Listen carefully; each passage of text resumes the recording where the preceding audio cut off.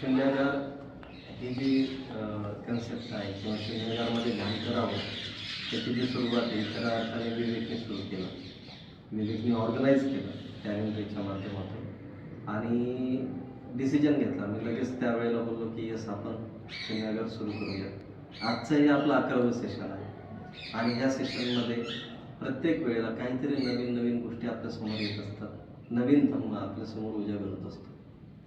सर्वप्रथम तर मी काय टीचर नाही आहे, मी पण तुमच्यासारखाच प्रॅक्टिशनर आहे.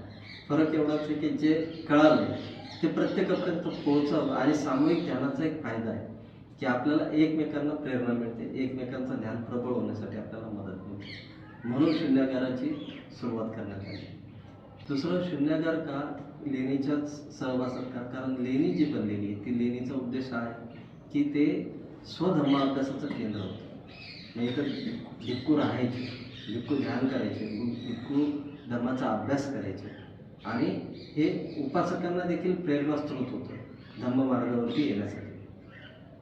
ते अबाधित राहावं, त्याची ओळख लोकांपर्यंत पोहोचावी, याचं खरं निर्माण कशासाठी झालेलं आहे हे लोकांपर्यंत जावं यासाठी देखील शून्यागारची आपण सुरुवात केली. आणि आपलं ध्यान प्रबळ बनण्यासाठी इथं मदत मिळते. इथे व्हायब्रेशन्स आहेत. या आपण घरी ध्यान करतो आणि इथं ध्यान करतो, आपल्याला तो अनुभव मिळतो. तर तो अनुभव देखील मिळावा यासाठी त्याची सुरुवात केली.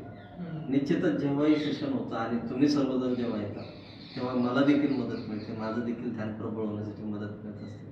त्यामुळे मला तुमच्याबद्दल देखील खूप मैत्री आहे, करुणा आहे आणि ग्रॅटिट्यूड आहे.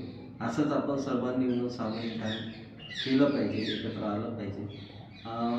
आणखी एक मला हे सांगायचं आहे की शून्यागार फक्त आपण ऑर्गनाईज केलं तेव्हाच यायला पाहिजे असं काही आवश्यक नाही आहे. आता तुम्हाला माहीत झालेलं आहे तर तुम्ही पण देखील संडे असेल किंवा तुम्हाला ज्या दिवशी शक्य आहे त्या दिवशी येऊन मित्रांना घेऊन, जे ध्यानावरती आरूढ आहे अशा मित्रांना घेऊन तुम्ही इथे येऊन ध्यान करू शकता. आणि ऑलरेडी गाईडलाईन मिळालेले आहेत. धम्मजीवनचं यूट्यूब चॅनल आहे, त्याच्यावरती सगळे सेशन्स टाकलेले आहेत. ते देखील तुम्ही त्यावेळेला बघून त्यानुसार देखील प्रॅक्टिस तुम्ही सुरू करू शकता. मी आलो होतो, बहीण भावांना घेऊन आलो तेव्हा आम्ही इकडे गेलो होतो, मी गाईड करत होतो. आणि शून्यागारची जी सुरुवात झाली त्याच्यासाठी मी विवेकचे खूप थँकफुल आहे विवेकला. कारण त्यांनी पुश केलं.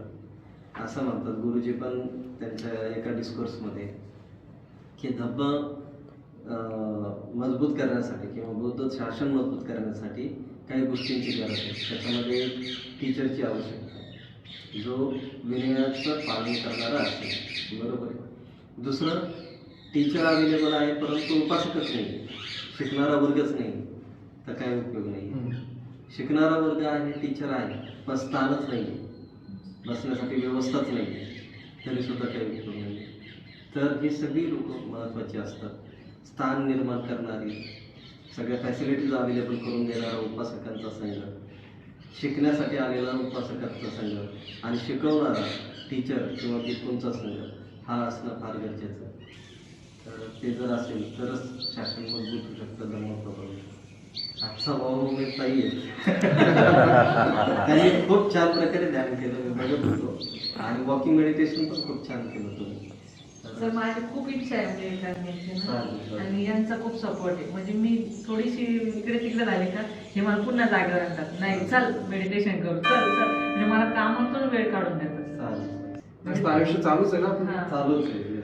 कधीतरी स्टेबल व्हायला थांबायला म्हणजे माइंड खूप असं डिस्टर्ब झालेलं होतं किंवा विचारांनी, तर यांनी पुन्हा जागेवर आणलं, नाही आपण इथं आहे बाबा.